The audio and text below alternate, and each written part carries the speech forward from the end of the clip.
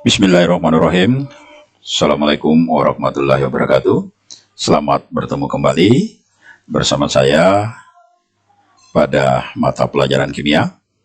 Kali ini kita akan mempelajari sub pokok bahasan hubungan kelarutan dengan hasil kali kelarutan.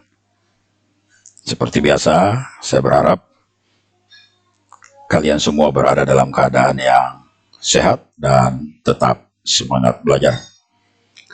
Pada pertemuan yang lalu, kita membahas bahwa pokok bahasan kelarutan dan hasil kali kelarutan ini kita bagi dalam 3 bagian: pengertian kelarutan dan persamaan hasil kali kelarutan, kemudian hubungan kelarutan dengan hasil kali kelarutan, yang ketiga perkiraan terjadinya endapan dan pengaruh ion sejenis terhadap kelarutan.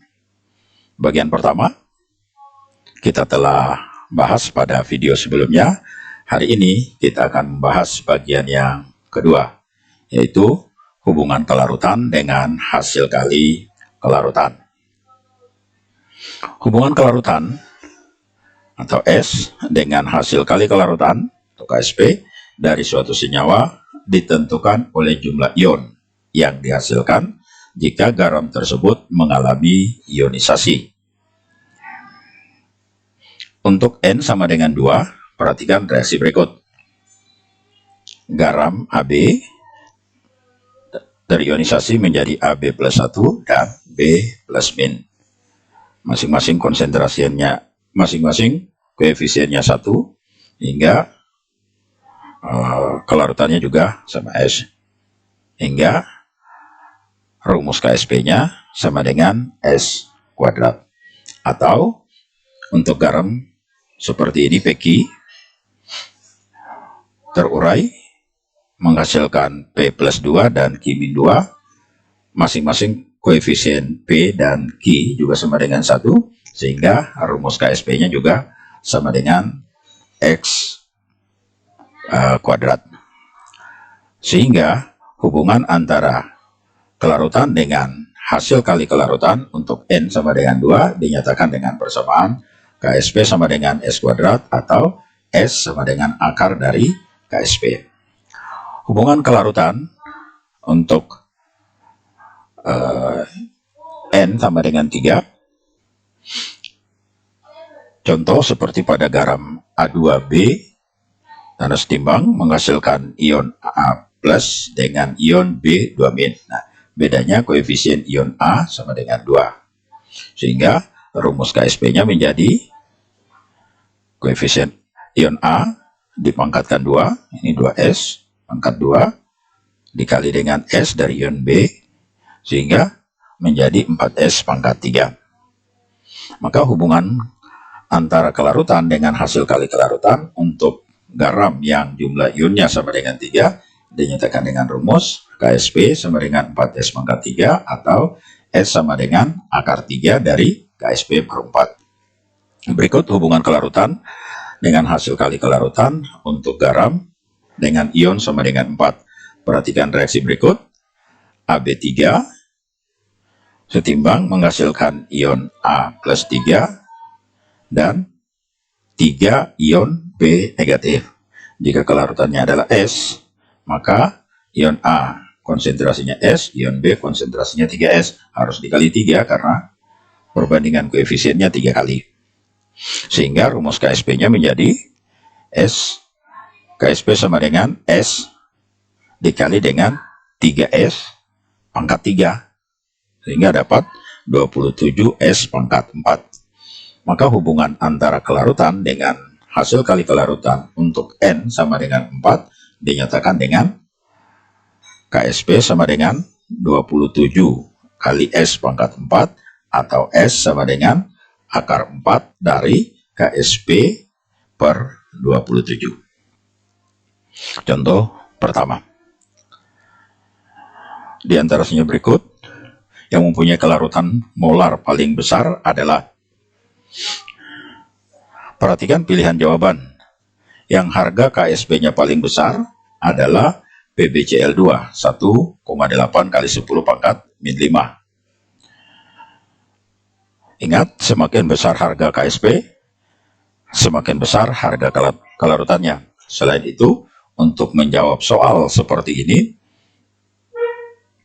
juga harus mempertimbangkan jumlah ion yang dihasilkan oleh suatu senyawa. Jika harga KSP dari dua senyawa itu lebih hampir sama, maka yang mempunyai jumlah ion yang lebih banyak akan mempunyai kelarutan yang lebih besar. Sehingga untuk soal ini, jawaban yang benar adalah E. Karena KSP-nya paling besar dan jumlah ionnya 3. Bagian C dan D jumlah ionnya 4, tapi harga KSP-nya sangat kecil. Contoh kedua. Mirip dengan tadi. Kembali kita perhatikan kemungkinan jawaban. Yang harga KSP-nya besar adalah AgCl 1 kali 10 pangkat min 10 dengan Ag2C2O4 1,1 kali 10 pangkat min 11. Nah, ini keduanya hampir sama antara bagian A, AgCl dengan bagian E, Ag2C2O4.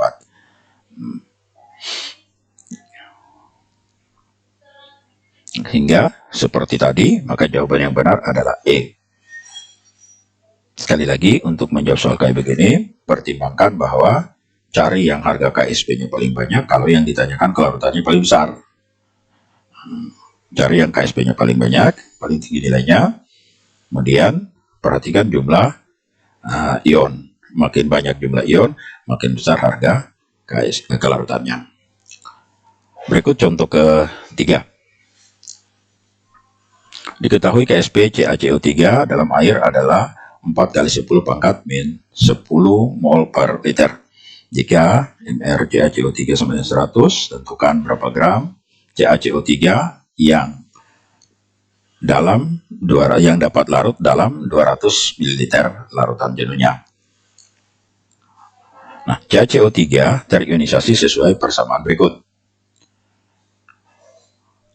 CaCO3 tanda timbang Ca2+, CO3 min 2.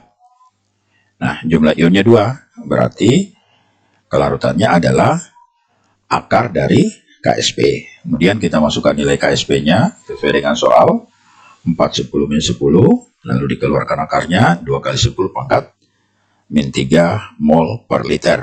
Ini untuk per liter dalam hitungan mol. Nah, soal meminta berapa gram dalam 200 ml, berarti kita harus rubah menjadi mililiter dan dalam gram. Sehingga kita kali dengan MR-nya 100, kemudian liternya dirubah menjadi mililiter. Akhirnya ini diselesaikan dapat 2 kali 10 pangkat min 4 gram per 1 mililiter. Dapatlah 2 kali 10 pangkat per mililiter. Nah, karena soal meminta 200 ml, kita kali lagi dengan 200 ml. Sehingga jawaban akhirnya, banyaknya CaCO3 yang terdapat dalam 200 ml larutan jenuhnya sama dengan 4 kali 10 pangkat min 2 gram. Sesuai dengan permintaan soal dalam 200 ml. Contoh berikut.